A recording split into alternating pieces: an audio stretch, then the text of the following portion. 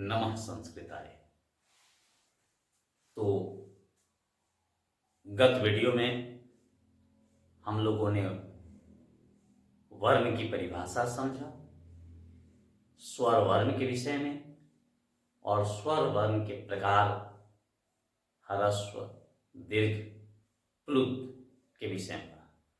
साथ ही हम लोग अयोग्यवाह के विषय में भी समझे। अब हम लोग व्यंजन वर्ण के विषय में समझने का प्रयास करेंगे।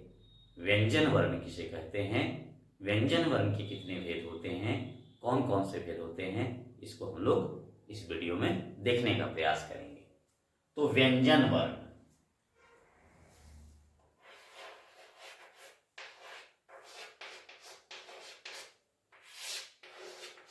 व्यंजन वर्ण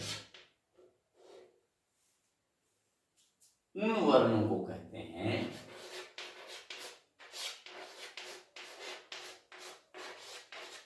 उन वर्णों को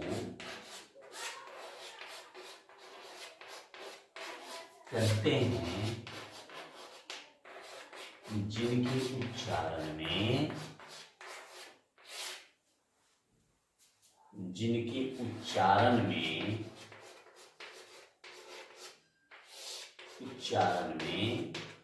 स्वर वर्ण का सहयोग दिया जाता है। स्वर वर्ण का सहयोग लिया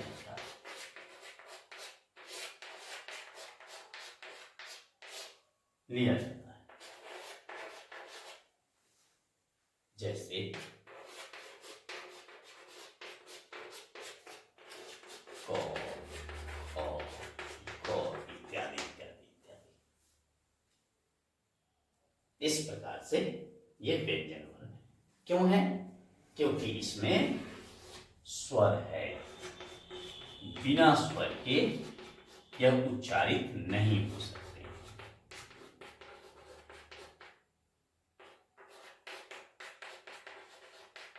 इन्हीं स्वरों के कारण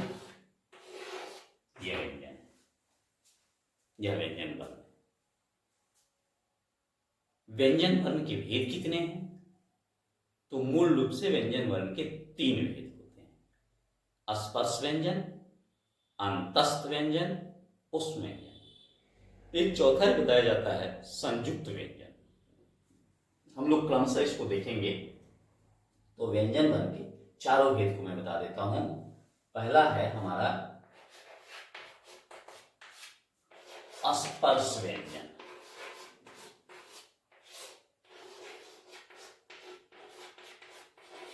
स्पर्श व्यंजन, स्पर्श व्यंजन में होता है कि कवर का मतलब हुआ पूरा क ख ग घ अंक। शवल,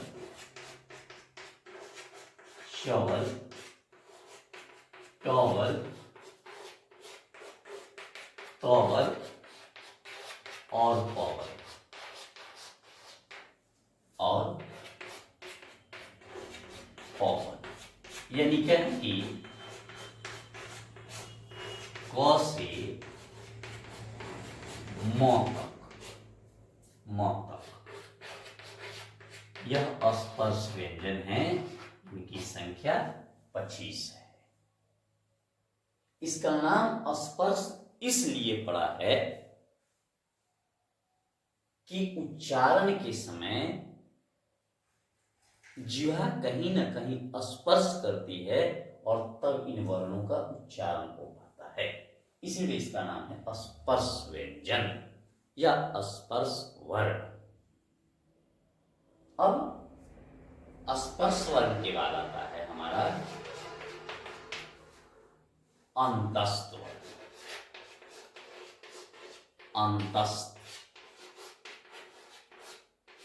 अंतस्थ व्यंजन कहिए या वर्ण कहिए।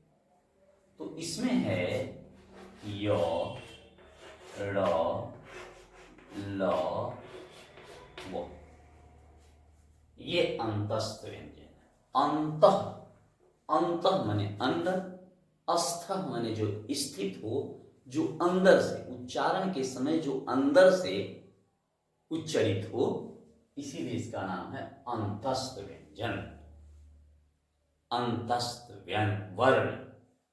अब आता है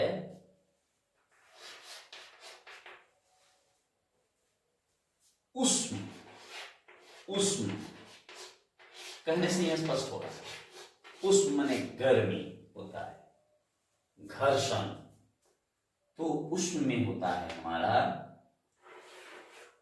तल्लावेश्य, मूर्धन्यस्य, दंतिश्य और देखिए, इन वर्णों के उच्चारण करने के समय घर्षण होती है, जिससे ऊष्मा निकलती है, इसीलिए इन वर्णों का नाम पड़ा ऊष्म वर्ण। और एक वर्ण जिसे मैं बता दूं, संयुक्त। संयुक्त वर्ण में होता है